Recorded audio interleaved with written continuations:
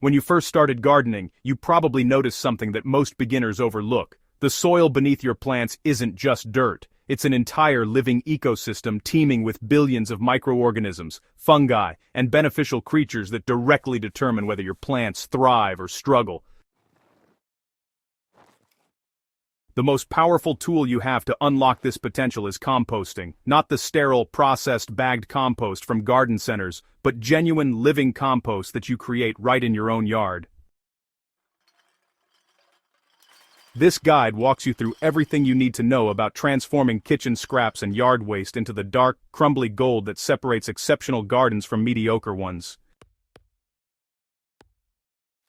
Compost is far more than decomposed plant matter. It's a living, breathing amendment that functions as a complete soil ecosystem in miniature. When organic materials break down, they don't simply vanish into nothing. Instead, they transform into a complex matrix of partially decomposed matter, active microorganisms, fungi, and nutrients in forms that plant roots can actually absorb. This process occurs because countless bacteria, fungi, actinomycetes, and other decomposers work in concert, breaking down carbon and nitrogen compounds while creating stable humus that, persists in your soil for years. The distinction matters enormously. Dead compost, the kind that's been heated to sterilization and then stored for months, has lost much of this biological activity. Living compost, by contrast, contains active microbial communities that continue their work even after you mix the compost into your garden beds.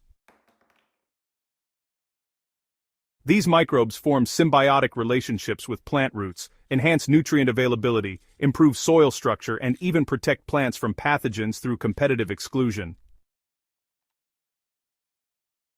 When you build your own compost pile, you're not just recycling waste, you're cultivating a biological system that becomes the engine driving your garden's productivity. The most common mistake gardeners make with composting is ignoring the fundamental ratio between carbon and nitrogen materials. Successful compost requires a balance of both, typically around 25 to 30 parts carbon to 1 part nitrogen. This isn't arbitrary chemistry, it's the ratio that allows decomposer organisms to work at peak efficiency. Without enough nitrogen, decomposition crawls along at a glacial pace. With too much nitrogen, your pile turns into a sludgy anaerobic nightmare that smells like ammonia and produces nothing but trouble. Carbon-rich materials, often called browns, include dry leaves, straw, shredded paper, cardboard, wood chips, and sawdust. These materials are the primary food source for the microorganisms doing the decomposition work. Nitrogen-rich materials called greens include grass clippings, vegetable scraps, coffee grounds, fresh manure, and plant trimmings. Kitchen waste is exceptionally valuable here because it's already relatively soft and breaks down readily. The art of composting involves layering these materials strategically so that decomposers have constant access to both ingredients in roughly the right proportions. So, a practical approach here involves building your pile in alternating layers. You want to start with about a 4-inch layer of carbon-rich material on the bottom, and that's going to help with drainage and aeration. Then, add a 2-inch layer of nitrogen-rich material right on top. Just keep repeating this pattern until your pile reaches somewhere between 3 to 4 feet tall. This height really is important because it lets the pile's interior heat up enough that thermophilic or heat-loving bacteria can reproduce rapidly. That in turn accelerates decomposition significantly, way more than you'd see with smaller piles. If you're hoping to get finished compost in, say, 6 to 8 weeks instead of waiting 6 to 12 months, then the hot composting method is definitely your path. So, this approach really requires you to build your entire pile all at once, making sure you've got the right carbon to nitrogen ratio. Then, you'll need to manage it actively by turning it regularly and adjusting the moisture as needed. The real magic happens because, when you layer your materials just right, the inside of your pile actually heats up to somewhere between 130 and 150 degrees Fahrenheit. At these temperatures, decomposition just takes off and happens at a really remarkable pace. Building a hot pile honestly demands a bit of preparation. You'll want to gather all your materials ahead of time, and don't forget to shred large items like leaves and cardboard into smaller pieces, since that dramatically increases the surface area and speeds up decomposition.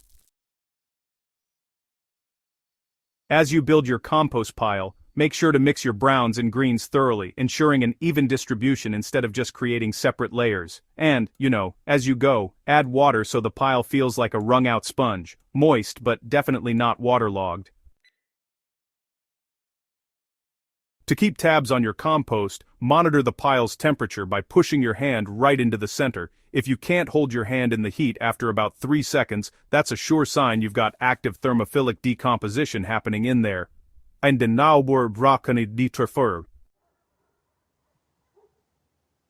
critical management step here is turning. Every 5 to 7 days, go ahead and fork the pile, moving material from the outside to the center and the center outward. This really keeps things cooking evenly. So, this turning accomplishes several things. It reintroduces oxygen that decomposers need, it redistributes the heat-generating microbial populations more evenly, and it breaks apart compacted material that might otherwise create anaerobic zones. After the 4th or 5th turning, when the pile stops heating up and you can no longer generate that intense internal warmth, decomposition has slowed because the readily available carbon and nitrogen are depleted.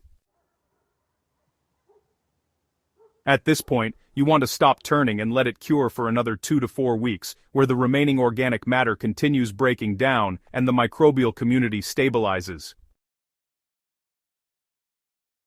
Not everyone has the time or energy to turn a hot pile regularly, and that's perfectly reasonable. Cold composting, simply accumulating materials in a bin or pile without turning, works beautifully for gardeners who prefer a set-and-forget approach. The trade-off is time. Expect finished compost in 8 to 12 months rather than 2 months. The process mirrors what happens in forest soils, where leaves pile up and slowly transform over time.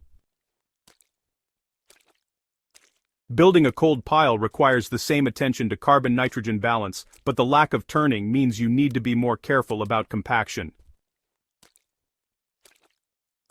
So, when you're building your cold compost pile, you'll want to layer the materials more loosely than you would in a hot pile. It's really important to avoid creating dense mats of materials, since those can exclude oxygen from the lower layers.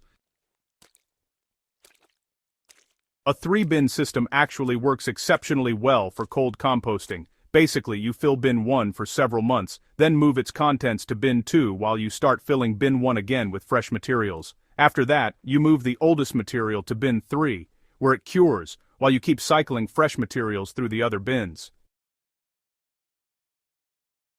This kind of rotation makes sure you always have finished compost available, while materials at all stages of decomposition are working simultaneously. It's a simple way to keep your composting process continuous and efficient.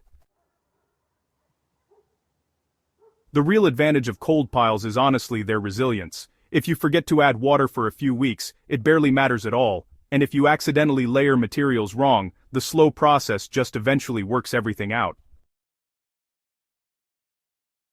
This approach, integrates seamlessly into most gardeners' lives because it really only requires occasional attention, instead of that disciplined weekly turning.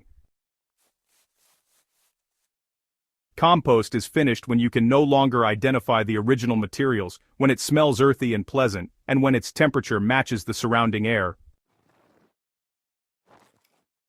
Finished compost should be dark brown, crumbly, and rich in texture. Before applying it to your beds, screen it through half-inch hardware cloth or a similar mesh.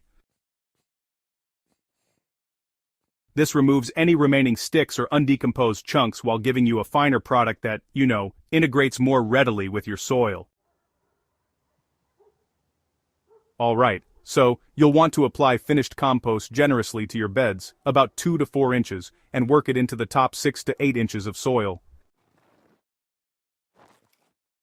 This incorporation, really improves soil structure, increases water holding capacity, feeds your microbial communities, and provides nutrients for the coming season.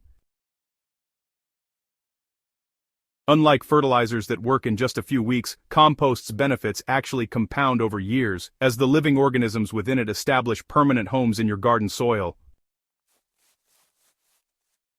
So, hey, start your first compost pile this week using whatever materials you have available. The perfect system doesn't exist, only the one you'll actually maintain. Build it, tend it, and in weeks or months you'll have the living soil foundation that transforms gardening from a frustrating struggle into genuine abundance. Subscribe to Living Soil Garden and join our community of gardeners committed to building soil that sustains not just plants, but the entire living ecosystem beneath them. Share this guide with fellow gardeners in your life. Together, we're building gardens that feed our families and nourish the earth.